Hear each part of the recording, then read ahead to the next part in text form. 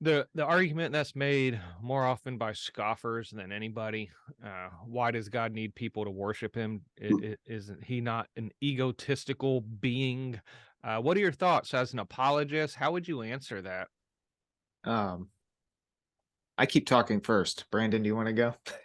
No, well, I mean, I don't I don't think any Christian would say that God needs us to worship him. I've heard, well, actually I'll correct that. I've heard people say that, but it's very rare. It's an anomaly, in fact, that we would even consider that. I know that outside of that purview, people do think that he needs us in that sense, but we all know that he's a sovereign God, right? So he doesn't need us. And like we go back to earlier about prayer and why we do it, and he's the alpha and the omega. He's outside of time and he knows things before they happen and all that. I mean, we can get into many discussions about that, but uh it it just God is not, I would say, egotistical, because that would be a human attribution. I wouldn't. Yeah. God is not human.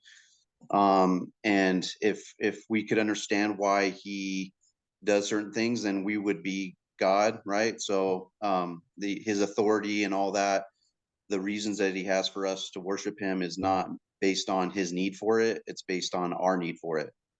Um, and to Right. know him. And worship isn't just like, hey, I'm getting on my knees now, I'm raising my hands. Like, it's more deep than that. It's more relational, it's more intimate, it's more genuine. It's not just going through the motions. It's a heart and mind element simultaneously. Um so that's where I'm at with it. I don't, I mean, I don't need to, when I've had my brother ask me that same question, and that's pretty much the answer I give pretty much every time. God does not need us. His sovereignty clearly defines that. Right. I so to follow up on that, it's so the way I think about it is pretty similar. However, when people say this, uh, it it bothers me because I think the way the question is framed assumes things about God's nature that aren't true. Mm, Right. So people, I think we tend to humanize God. So essentially, what we do is we take God and we take his being and who he is, and we bring him down to us. And mhm, that's a fundamental misunderstanding. If God exists, he's going to have these certain qualities and attributes. And to say that he's just like a more powerful version of me is seriously downplaying um, his being. So I mhm, think when you have perfect, morally perfect being who is all powerful, all whatever, all of these things combined together, it's not necessarily that he needs our worship.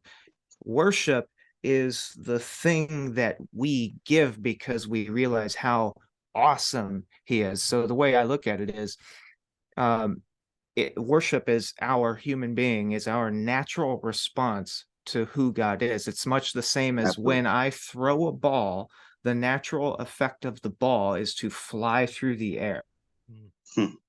what we naturally do to a being such as God. Hmm. Excellent. Both excellent answers. I thought of the fact of too, and tying along the lines of you, Brandon, you had mentioned, that he doesn't need, our worship. I completely agree with you, man. Uh, I look at it too that he doesn't need our worship, but he does want, he doesn't need us. He wants us. He doesn't Mhm, need us to serve him. He wants us. And there's a desire there that the creator of the cosmos desires all of us.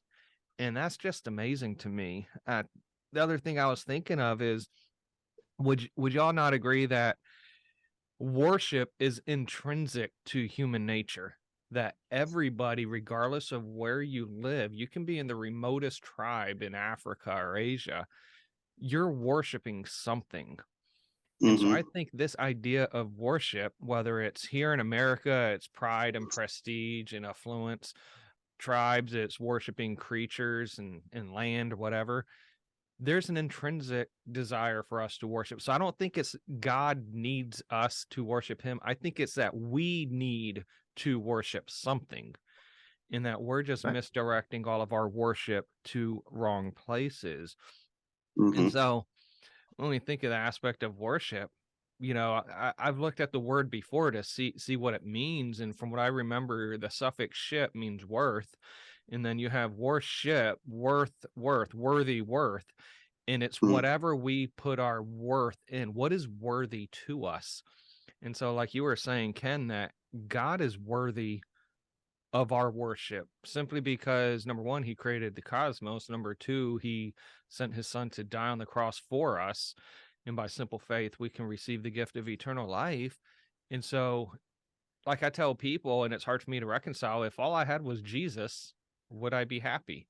That alone is enough to worship God.